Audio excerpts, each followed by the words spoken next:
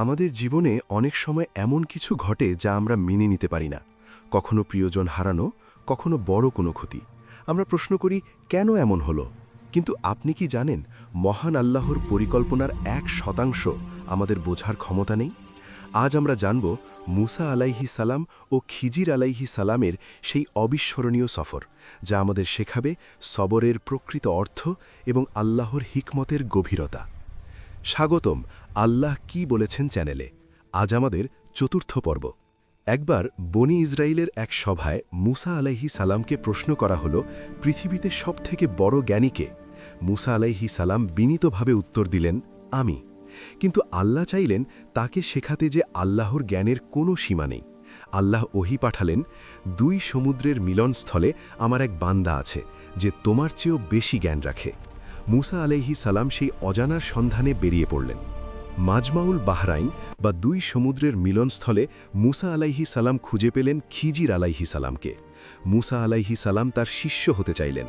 খিজির আলাইহি সালাম একটি কঠিন শর্ত দিলেন, তুমি আমার সাথে ধৈর্য ধরতে পারবে না, আর যা দেখবে তা নিয়ে কোনো প্রশ্ন করা যাবে না। ঘটনা 1, নৌকা ছিদ্র করা। তারা একটি নৌকায় চড়লেন। সেই নৌকার মালিকরা ছিল অত্যন্ত দরিদ্র এবং সৎ মানুষ।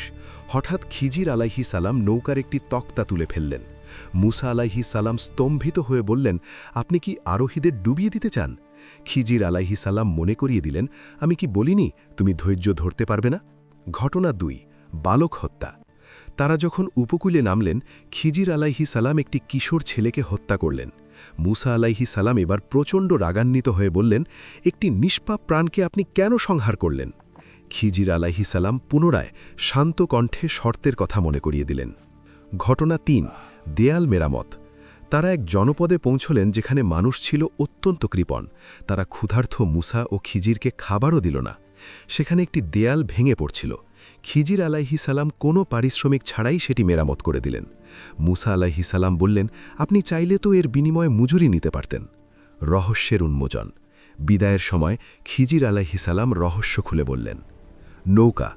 সামনে এক অত্যাচারী রাজা ছিল, যে সব ভালো নৌকা দখল করে নিচ্ছিল। ছিদ্র থাকার কারণে রাজা নৌকাটি নিল না, ফলে দরিদ্র পরিবারটির রুটি রুজি বেঁচে গেল। বালক।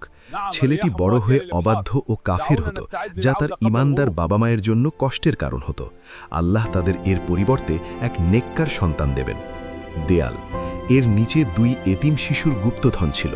তাদের বাবা ছিল অত্যন্ত নেককার।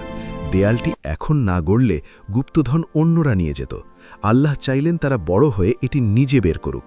মুসা আলাইহি সালাম এবং খিজির আলাইহি সালামের এই সফর কেবল একটি গল্প নয়, বরং এটি মানুষের জীবন দর্শন পরিবর্তনের একটি শক্তিশালী মাধ্যম। খিজির আলাইহি সালামের সেই ব্যাখ্যাগুলো আমাদের শিখিয়ে দেয় যে আল্লাহ যা কেড়ে নেন তা আরও বড় কিছু দেওয়ার জন্য, আর যা ভেঙে ফেলেন তা আরও সুন্দর কিছু গড়ার জন্য। বন্ধুগণ, আল্লাহর পরিকল্পনার উপর ভরসা রাখাই হল প্রকৃত ঈমান। এই সিরিজের শেষ পর্বে আমরা জানব পৃথিবীর মহান সম্রাট জুলকারনাইন এবং ইয়াজুজ মাজুজের সেই বিশাল প্রাচীরের রোমাঞ্চকর ইতিহাস। সাথেই থাকুন।